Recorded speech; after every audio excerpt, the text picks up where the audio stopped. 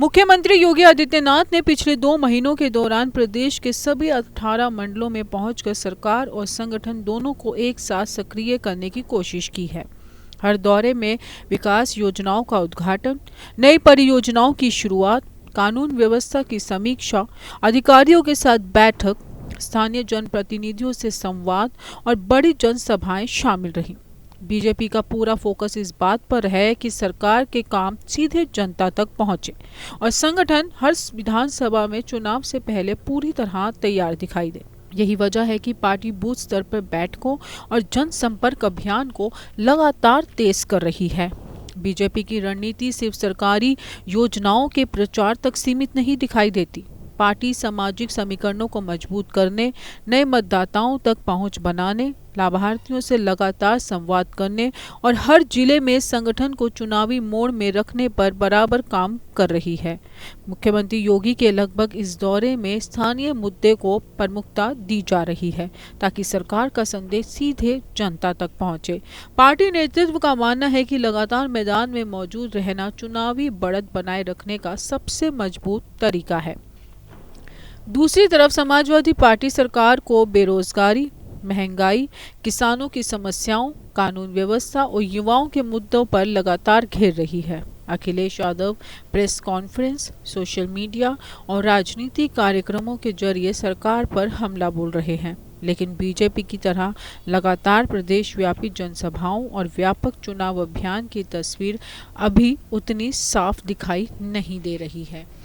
Bahujan Samaj party भी संगठन को मजबूत करने और अपने पारंपरिक वोट बैंक को फिर से सक्रिय करने की कोशिश में जुटी है। मायावती फिलहाल बड़े सार्वजनिक कार्यक्रमों से दूरी बनाए हुए है। राजनीतिक जानकार मानते हैं कि चुनाव नजदीक आने के साथ सभी दल अपने रणनीति में बदलाव करेंगे। टिकट वितरण, जातीय समीकरण, स्थानीय गठजोड़, क्षेत्रीय मुद्दे और चुनावी वादे अगले कुछ महीनों में सबसे बड़ी चर्चा बनने वाले हैं। फिलहाल बीजेपी लगातार जनता के बीच मौजूदगी दर्ज करा रही है, जबकि विपक्ष सरकार के खिलाफ माहौल बनाने की कोशिश कर रहा है। इसलिए आने वाले महीने उत्तर प्रदेश की राजनीति की दिशा तय करने वाले साबित हो सकते हैं।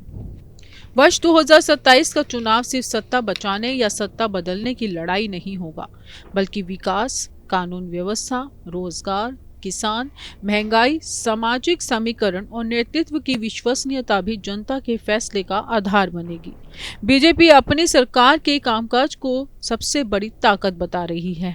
समाजवादी पार्टी बदलाव की बात कर रही है, जबकि बहुजन समाज पार्टी अपने पुराने जनाधार को दोबारा मजबूत करने की कोशिश में है। अब असली मुकाबला तब और भी तेज होगा जब सभी दल पूरी ताकत के साथ चुनावी मैदान में उतरेंगे।